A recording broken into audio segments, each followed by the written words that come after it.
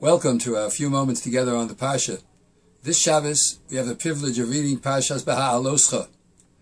The very first pasuk in Behaaloscha says, Behaaloscha Saneiros, when you raise up the candles, El Mul Pnei HaMenorah, to the facing of the face, the center face of the menorah, Elonei Roseha, you shall raise up the candles.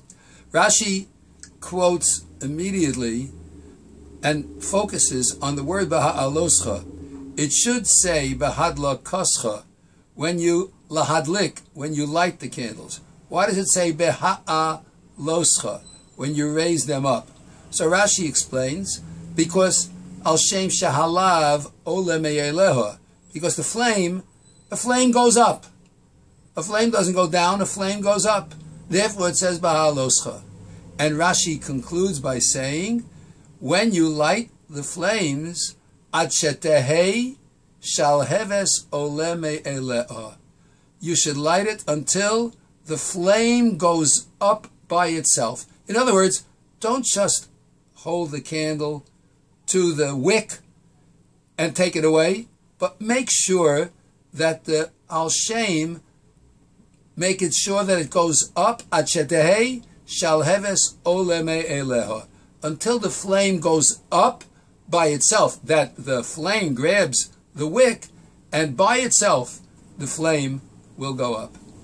Over the centuries and over the years, all our rabbis have taught that this is a form of teaching us how to educate.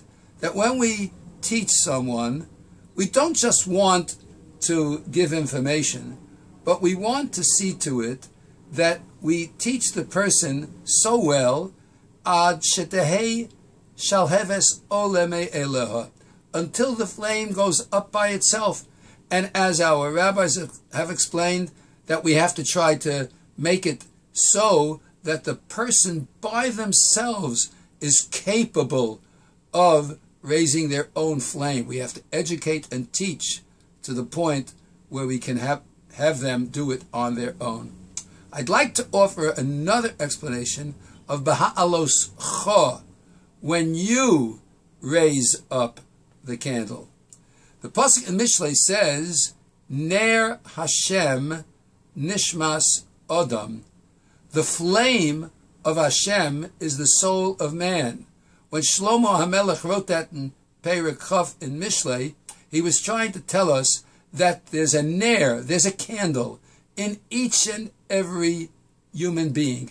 And every Jew has this flame which is connected with Hashem. Maybe that's why people often say everyone has a little spark of God and it just has to be kindled and it will rise up by itself.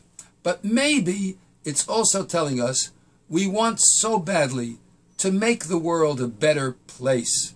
Sometimes we have the tendency to do it by instructing others. Of course, it's proper to do that. We should help others to raise up. But the Torah is telling us not only should you see to it to raise others up, but Behaaloscha, when you raise up, raise yourself. Because when you teach, when your purpose is to enhance another's life, perhaps what's needed absolutely, even prior to helping others, is Behaaloscha, when you raise yourself up. It's so difficult for an individual to improve on his or her midos, on their own faults and idiosyncrasies. But maybe the Torah is telling us, Behaaloscha, when you try to raise others, first raise yourself. Try, when you're teaching, to teach oneself, so that we each try to get better. We want others to observe the rules and behave properly. We need to work on ourselves to do it with his la'avos, with a flame, with a fire, so that it raises up by itself. The great father of the Musar movement, Rabbi Yisrael Salanter, when speaking to a large audience, and he was giving them a lot of Musar, he said, and I want you to know, if all I've spoken and all I've said has only affected one person, and that one person is me, I've accomplished. If we can raise ourselves, that is a great accomplishment. Behaaloscha es haneros. When we want to raise the flame of all others, Ner Hashem Nishmas Adam, let's raise ourselves in the process. Powerful idea, a wonderful lesson in the Sedra at the very beginning. Let's take our souls, our flame, and let's raise it, and then kindle others so that the flame goes up by itself. Have a wonderful Shabbos.